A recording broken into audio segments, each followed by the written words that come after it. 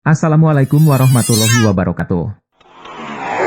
لله رب العالمين وأشهد أن لا إله إلا الله وحده لا شريك له ولي الصالحين وأشهد أن سيدنا ونبينا محمدا عبد الله ورسوله الصادق الأمين اللهم صل وسلم وبارك على سيدنا محمد وعلى آله وصحبه ومن تبعهم بإحسان إلى يوم الدين. سبحانك لا علم لنا إلا ما علمتنا إنك أنت العليم الحكيم. Maha suci Allah, kami tidak mempunyai ilmu apa-apa, hanya saja apa yang diberikan oleh Allah Subhanahu wa taala. Para hadirin muslimin muslimat, mukminin mukminat yang sama-sama dimuliakan dan diberkahi Allah Subhanahu wa taala. Jemaah sekalian, sallu ala Rasulillah.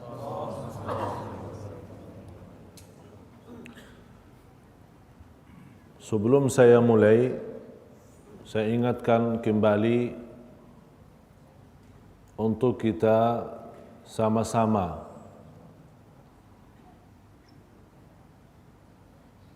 memperbanyak salawat kepada Nabi kita Nabi Muhammad sallallahu alaihi wasallam. Yang saya harapkan boleh masing-masing setiap hari 500 dibagi dalam 5 waktu salat, setiap habis salat 100 kali selama bulan Rabiul Awal, selama 30 hari.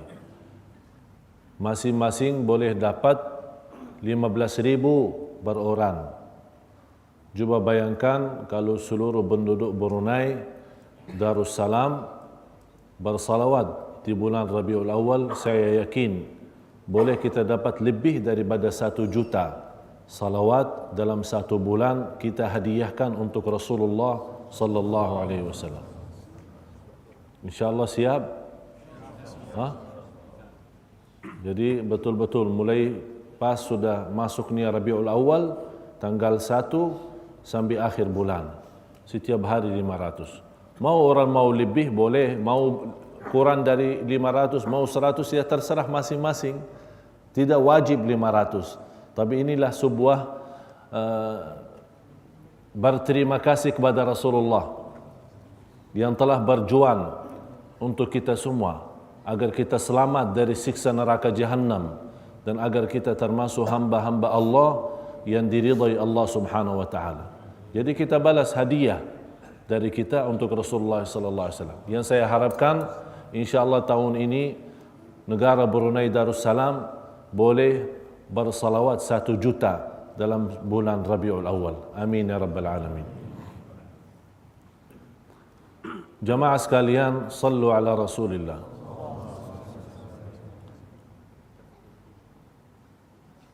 Pertemuan yang lalu kita sudah sama-sama mempelajari kejadian cubaan terhadap Rasulullah sallallahu alaihi wasallam saat menuju ke At-Taif. Bagaimana cara mereka ahli Taif, keluarga Taif melempar Rasulullah sallallahu alaihi wasallam, dan kita sudah sama-sama mempelajari doa Rasulullah sallallahu alaihi wasallam saat dia dalam kondisi sedih habis terjadi menghadapi kesusahan di kota Taif. Danlah terjadi Isra Mi'raj sebelum hijrah Rasulullah sallallahu alaihi wasallam kurang lebih 1 tahun. Ada yang berkata terjadi Isra Mi'raj di bulan Rajab. Ada yang bilang 17 bulan Rajab, ada yang sampaikan 27 Rajab. Sebagaimana dijelaskan oleh Al-Imam Ibn Hazm rahimahullah, memastikan kejadian Isra Mi'raj itu adalah 27 bulan Rajab. Kondisi keadaan Rasulullah bersama manusia di bumi, diusir dari Makkah, ditolak dakwahnya, diberbuat macam-macam kehinaan, kemudian melarikan agama kepada kota At-Taif untuk mengajak mereka berislam dan beriman. Malah Rasulullah SAW mendapatkan cubaan yang lebih parah dan berat daripada kufar Quraisy, dilempar Rasulullah SAW sambil berdarah sallallahu alaihi wasallam. Terjadi hikmah Isra Mi'raj atau kejadian peristiwa Isra Mi'raj, Allah memberikan peringatan kepada Rasulullah, memang kalau manusia di bumi tidak menghargaimu wahai Rasul, ada malaikat dan ada ahlus sama, ahli langit yang mau menghargaimu ya Rasulullah. Menghilangkan rasa kesedihan, mengangkat kesusahan, merubah wawasan dan juga menenangkan hati Rasulullah sallallahu alaihi wasallam. Perjalanan kebiasaan Arab atau Quraisy dari Makkah sampai menuju Al-Masjid Al-Aqsa 1 bulan jalan, 1 bulan balik Makkah. Berarti 2 bulan perjalanan. Rasul sallallahu alaihi wasallam dalam sebentar waktu dari waktu malam, bukan sepanjang malam, sebentar waktu dari waktu malam, Rasul boleh dari Makkah sampai Al-Masjidul Aqsa, kemudian yang lebih jauh lagi dari Masjidul Aqsa sampai langit yang ke-7, inda sidratil muntaha, indaha jannatul ma'wa. Allahu Akbar. Kalau kita berfikir dengan akal manusia, tidak boleh terima. Mana boleh orang yang berjalanan dari Makkah Masjidul Aqsa 1 bulan, ini Rasulullah cuma sebentar saja. Rasulullah SAW bersama malaikat Jibril naik Al-Buraq.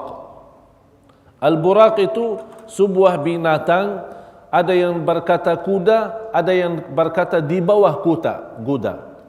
Jadi bukan kuda, bukan binatang-binatang lain, ya agak mirip-mirip sedikit sama kuda. Tapi kalau dia 1 langkah, sepanjang mata melihat. Itulah 1 jalan. Jadi panjang mata, coba kalau anda lagi berdiri di jalan, sepanjang mata anda lihat ke mana, berapa kilo? 10 kilo? 20 kilo? Udah, ini 1 langkah. Berarti sebentar sampai. Rasulullah SAW malam hari bersama malaikat Jibril sampai ke Al-Masjidul Aqsa.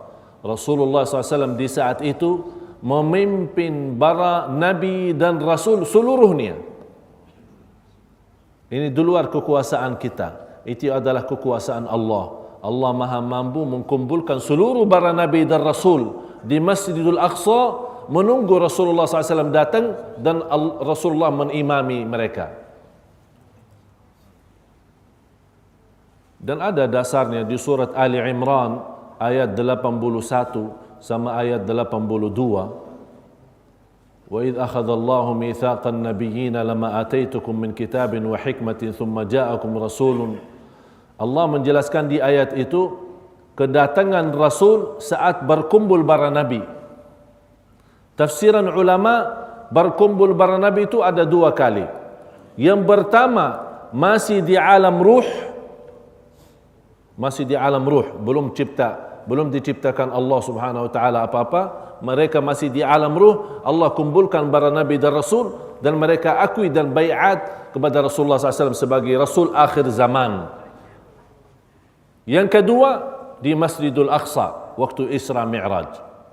Semua para nabi kumpul. Sejak Nabi Adam sampai akhir nabi.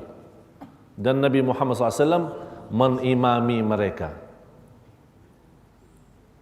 Habis selesai itu namanya Isra. Jadi kalau dari timur ke barat atau dari utara ke selatan berjalanannya lurus, itu namanya Isra. Tapi kalau naik namanya Mi'raj. Habis selesai salat Rasulullah SAW, naik bersama malaikat Jibril. Dan tidak ada manusia selain Rasulullah yang boleh sampai ke posisi yang tertinggi di alam semesta ini. Hanya Rasul. Setiap sampai ke langit, ada satu riwayat, di riwayat Imam Ahmad dalam musnadnya, ada riwayat-riwayat yang lain dijelaskan antara langit pertama sama langit yang kedua 500 tahun jaraknya berjalanan. Luasnya satu langit luasnya 500 tahun. Cuba bayangkan berapa kita hitungkan. Tapi Rasulullah SAW boleh dalam sejekap waktu sebentar saja sampai. Setiap dapat masuk langit pertama yang namanya langit dunia, ada pintu-pintu. Malaikat Jibril tutup pintu, minta izin masuk. Ada juga kawal. Ini langit, jangan fikir kawal di bumi saja. Ada juga di langit ada kawal, ada polisi, ada malaikat jaga. Ini tidak orang sembarangan tidak boleh masuk. Malaikat Jibril tutup pintu, minta izin masuk. Ditanya sama yang jaga, siapa? Dia jawab, saya Jibril, bersama saya Muhammad sallallahu alaihi wasallam. Langsung dibuka. Memang kami diizinkan dan diperintahkan untuk buka untuk Muhammad sallallahu alaihi wasallam. Naik. Rasulullah SAW berjumpa di langit yang pertama Nabi Adam. Nabi Adam ada cerita kalau beliau melihat ke sebelah kanan senang senyum. Begitu dia lihat ke sebelah kiri, maaf ya, tidak ada sedih. Ditanya, Rasulullah SAW bertanya kepada malaikat Jibril, ini siapa? Ini Adam. Terus kenapa kalau dia lihat ke kanan senang, kalau lihat ke kiri nangis dan sedih?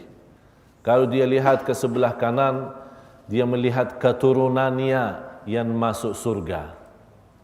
Begitu senang dan bangga. Mudah-mudahan kita termasuk yang sudah dilihat oleh Nabi Adam.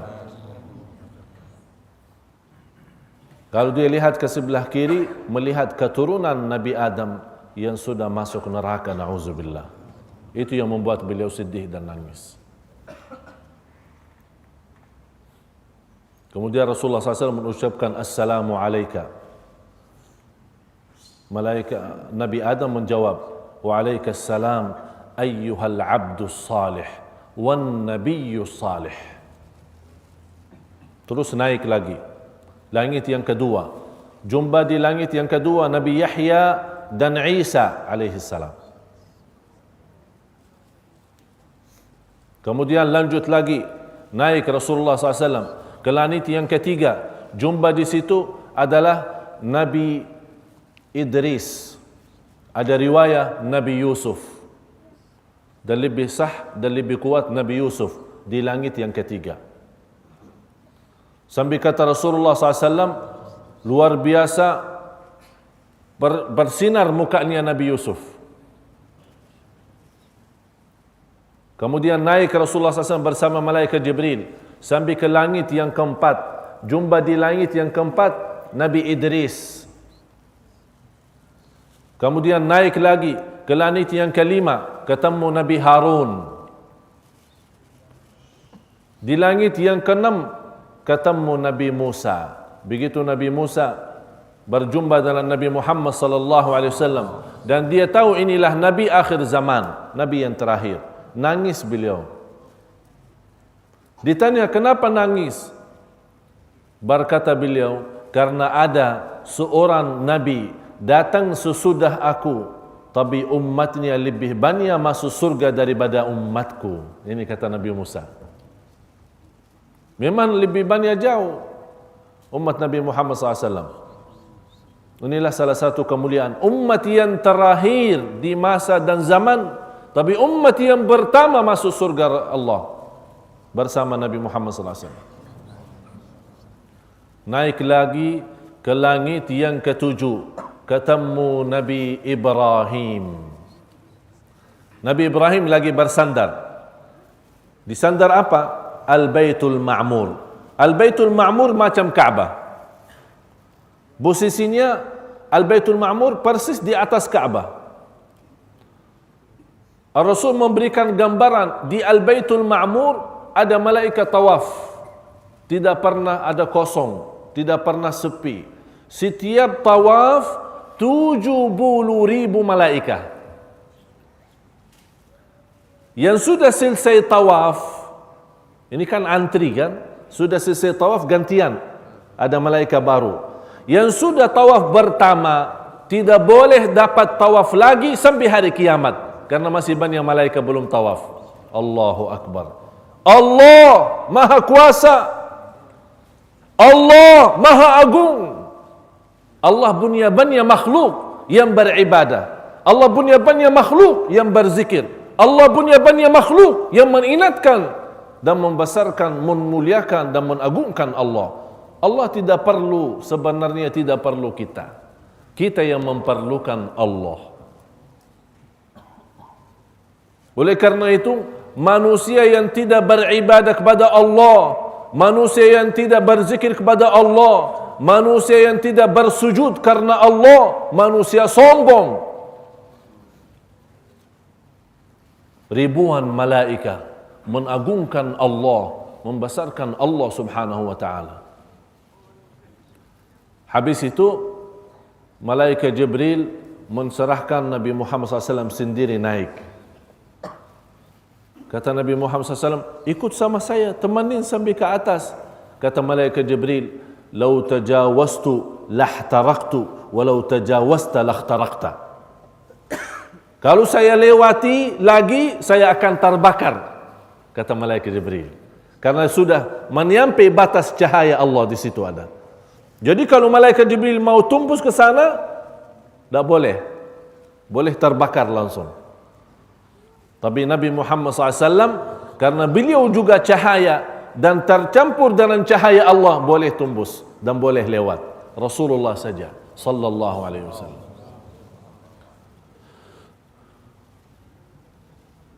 Di situ begitu Nabi Muhammad sallallahu alaihi wasallam naik, mengucapkan, apa ucapkan assalamualaikum? Kalau kita jumpa orang bilang assalamualaikum kan? Dia jawab waalaikumsalam. Tapi ini Nabi Muhammad jumpa Allah terus mengucapkan apa? Kalau bilang assalamualaikum, Allah assalam. Allah assalam kan? Bagaimana boleh kita bilang assalamualaikum ya Allah? Rasulullah SAW membawa, Allah ilhamkan, Allah memberikan kepada Nabi kita ilham, membawa salam kepada Allah yang sangat agung. At-tahiyyatu, al-mubarakatu, at-tayyibatu, as-salawatu, az-zakiyatu lillahi rabbil alamin. Akhirnya menjadi sunnah kita, kalau lagi salat baca tahiyat. Ada 7 riwayat tahiyat, 7 macam riwayat. Dan salawat Ibrahimiyah di tahiyat kita ada 6 riwayat. Ada bermacam bedaan. Rasulullah sallallahu alaihi wasallam habis mengucapkan at-tahiyyatul mubarakatut thayyibatu's salawatu lillahi rabbil alamin. Allah jawab, assalamu alayka ayyuhan nabiyyu wa rahmatullahi wa barakatuh. Begitu Rasulullah mendengar jawaban dari Allah langsung ingat kita. Dia tidak mau hanya dia sendiri saja mendapatkan barakah dan aman dari Allah. Dia harap juga umatnya. Assalamu alayna wa ala ibadillahi salihin. Untukku dan untuk orang salih di antara umatku. Allahumma salli wa sallim wa barik alaih. Sampai di saat itu Rasulullah masih ingat kita, tapi kita terus lupa. Rasulullah satu orang memfikirkan miliaran umatnya, tapi miliaran umatnya belum mampu memfikirkan satu orang. Wala haula wala quwwata illa billah. Sedih. Bila saatnya kita menjadikan Rasulullah bangga terhadap kita. Sudah banyak kecewa Rasulullah. Saya yakin kalau Rasulullah melihat kondisi dan keadaan umat saat ini, pasti kita malu. Malu terhadap Rasulullah, apalagi terhadap Allah. Wala haula wala quwwata illa billah. Salat kita, muamalah kita, akhlak kita, banyak yang sudah cukup kacau, hancur. Tapi Rasulullah tetap masih sayang sama kita. Terus selalu mendoakan kita, selalu berjuang untuk kita. Di situ Allah berintahkan, ini untukmu dan umatmu salat 50. Rasulullah orangnya pemalu, punya sifat haya, malu. Kalau sudah diperintahkan langsung sami'na wa ta'na, tidak bagi nawar-nawar. Turun di langit yang keenam ketemu Nabi Musa. Apa? Sudah 50. 50 apa? 50 salat. Nabi Muhammad balik lagi, umatmu tidak akan mampu 50. Seolah-olah Nabi Musa tahu kita, karena dia sudah banyak cubaan sama umatnya Bani Israel. Oleh karena itu dia punya gambaran umat Nabi Muhammad macam itulah, tidak beda jauh. Minta dikuranin, minta diskon.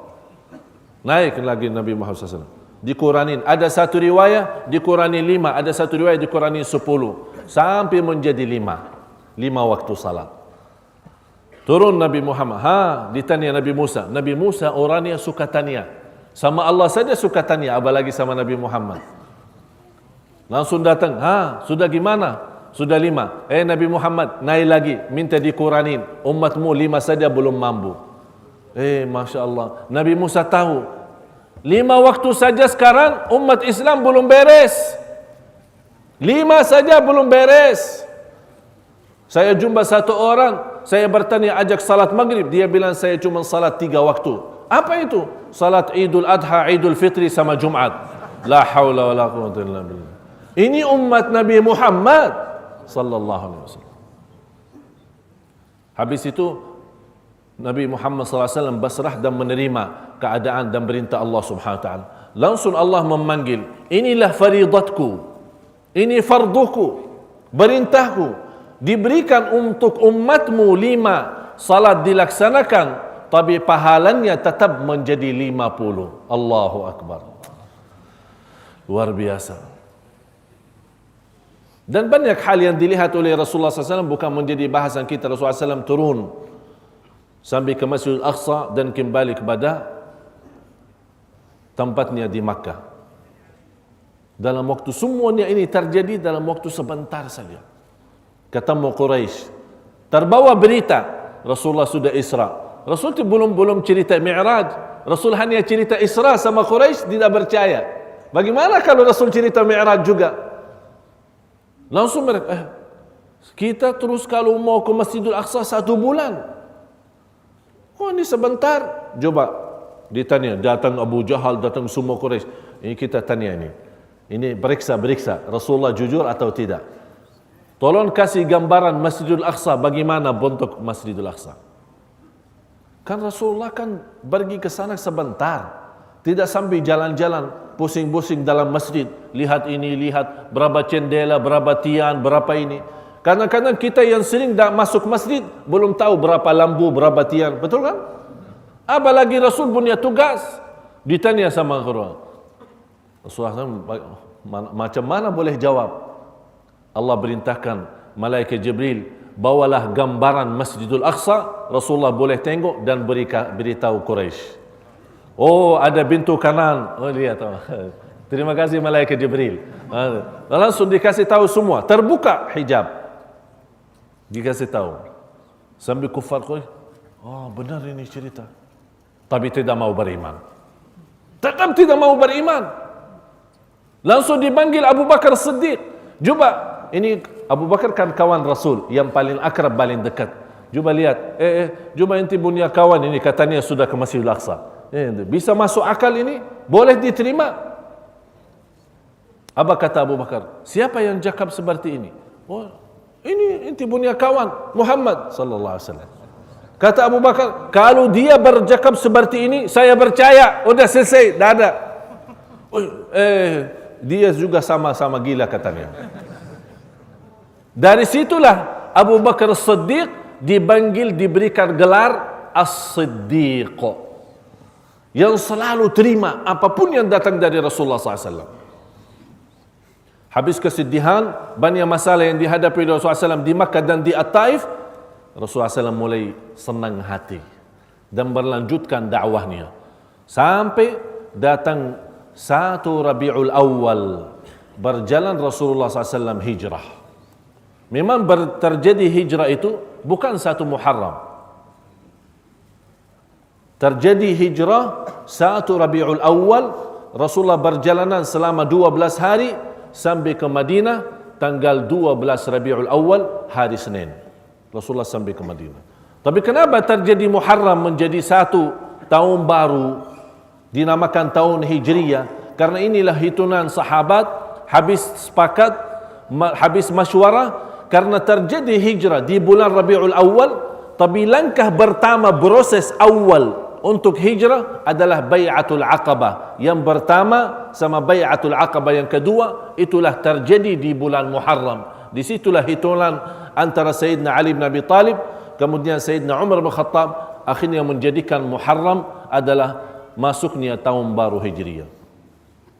Perjalanan hijrah, beristiwa hijrah, sambil Rasulullah ke Madinah, apa yang terjadi, semua kita akan ceritakan lebih dalam, lebih lengkap lagi dalam pertemuan yang akan datang. Mudah-mudahan diberikan oleh Allah Subhanahu wa taala sama-sama ilmu bermanfaat, dan mudah-mudahan kita mendapatkan berkahnya, kita sama-sama mempelajari sirah yang termulia, yang tersuci Rasulullah sallallahu alaihi wasallam. Inna Allah wa malaikatahu yusalluna 'alan nabi ya ayyuhalladzina amanu sallu alaihi wa sallimu taslima. Allahumma salli wa sallim wa barik ala sayyidina Muhammad wa ala alihi wa sahbihi wa sallam. Walhamdulillahi rabbil alamin.